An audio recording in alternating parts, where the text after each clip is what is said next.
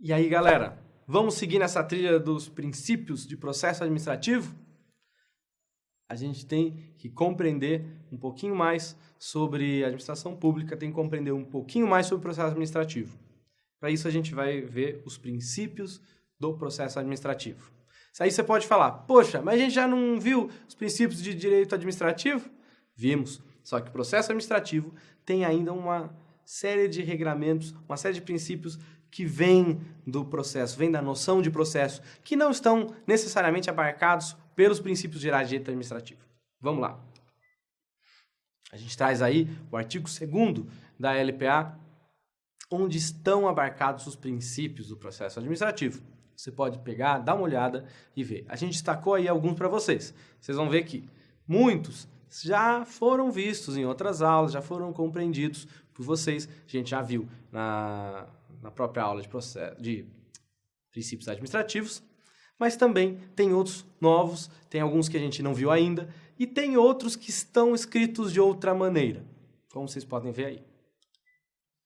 Aí segue, porque é um rol um tanto quanto extenso. Vocês vão perceber que na LPA tem mais princípios do que na Constituição ou nas outras legislações que a gente discutiu anteriormente. Está bem mais pormenorizado.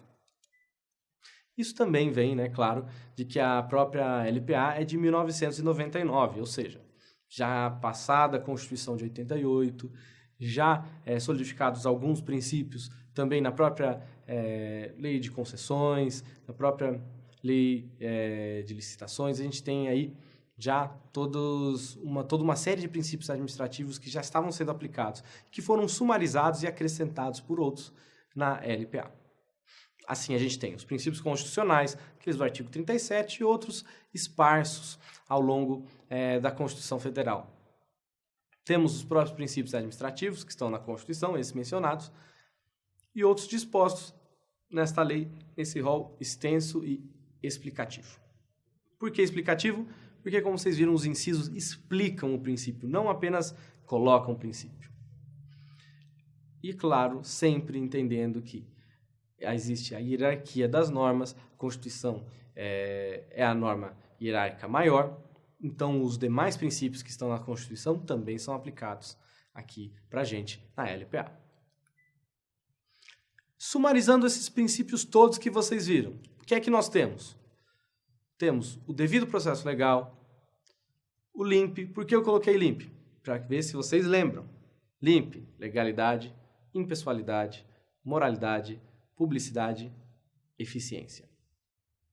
Além desses, temos a finalidade, temos a motivação, ampla defesa e contraditório, segurança jurídica e interesse público. Vocês viram, muitos a gente já discutiu. Outros aparecem novamente e alguns a gente ainda não falou. Vamos entender um pouco mais eles? Devido processo legal. Por que devido processo legal? O que é devido processo legal?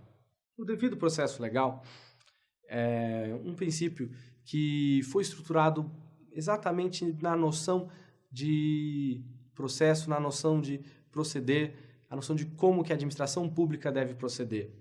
Primeiramente, nos seus processos judiciais e, posteriormente, isso também é trazido para a noção de processo administrativo. Inclusive, essa foi uma grande disputa que houve ao longo do século XX, a primeira metade, por vários doutrinadores famosos, como Eli Lopes Meireles, como Oswaldo Aranha Bandeira de Mello, que conseguiram trazer essa noção de devido processo legal para o processo administrativo, algo que antes não havia. Antes a gente acreditava que o devido processo legal apenas era aplicado para o processo judicial e não para o processo administrativo, que era extremamente discricionário. Você acabava ficando sem saber como que ele funcionava, como que ele era aplicado. Dessa forma, o devido processo legal tem dois sentidos. Um sentido mais formal, que é o do juiz natural, ou seja, quem é que vai decidir o tema.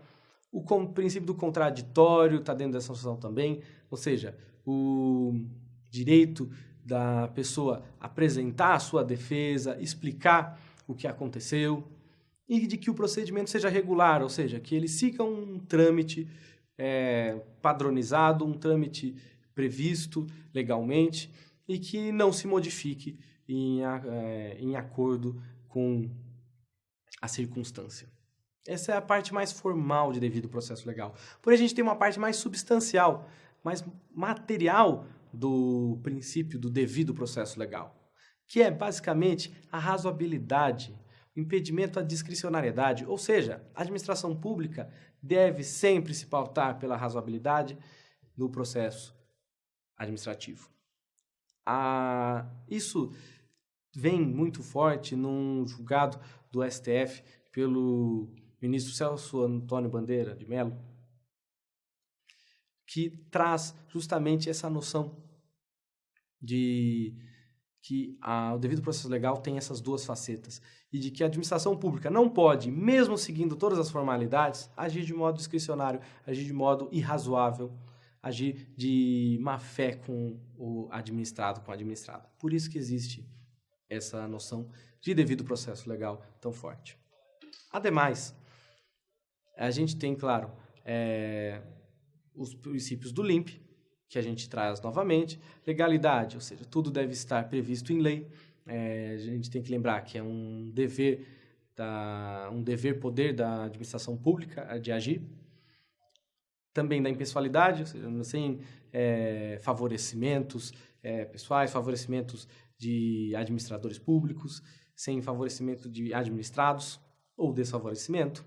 A moralidade, que são os princípios, né, da boa-fé, da rigidez ética da administração pública.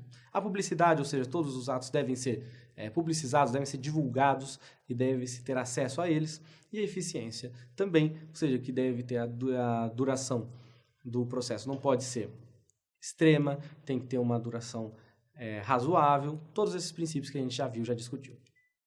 Ademais, temos a finalidade, que é justamente em relação ao objeto do ato e interesse público. Como assim? A finalidade do ato administrativo deve sempre estar em mente quando a gente fala do processo. Se a gente tem um processo administrativo correndo, não podemos esquecer do porquê ele está correndo. Esse deve ser o principal. Não necessariamente a formalidade, mas sim a sua finalidade. Essa finalidade sempre tem que estar clara durante o processo administrativo e sempre deve seguir também o interesse público, que é a finalidade principal do Estado, de preservar o interesse público primário.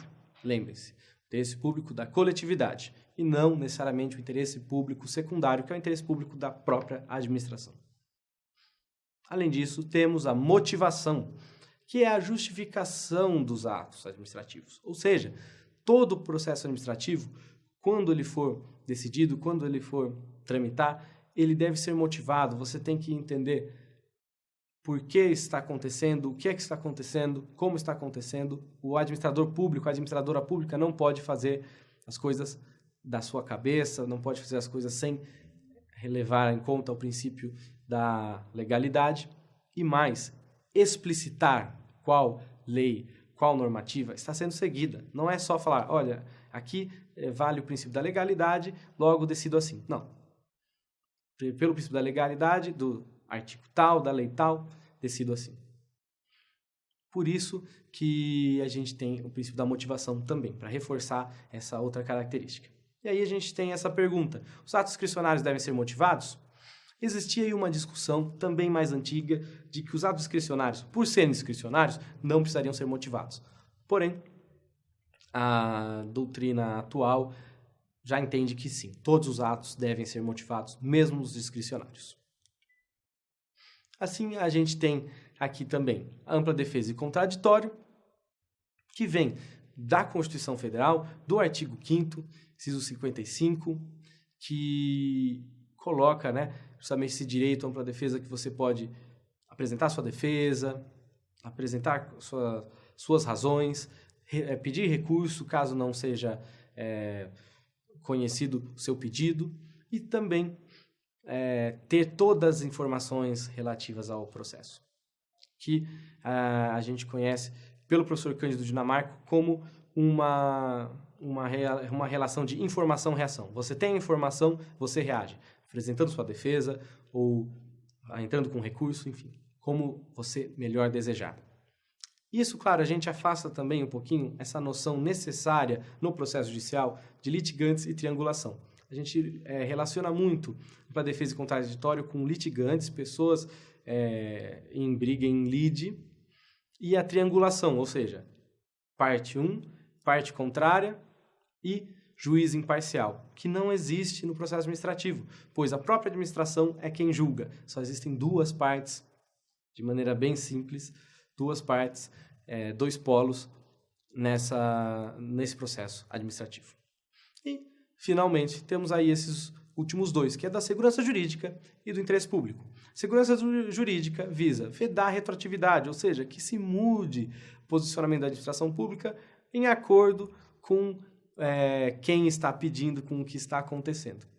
É um princípio fundamental para o direito e também aplicado aqui no direito administrativo. E, finalmente, o interesse público, que a gente já cansou de ver, que é o objetivo final da administração. Essa foi, então, a nossa aula de princípios. É isso que a gente tem para passar sobre esse tema por agora, mas a gente vai seguir nessa trilha que ainda temos muito que entender sobre o processo administrativo. Até daqui a pouco.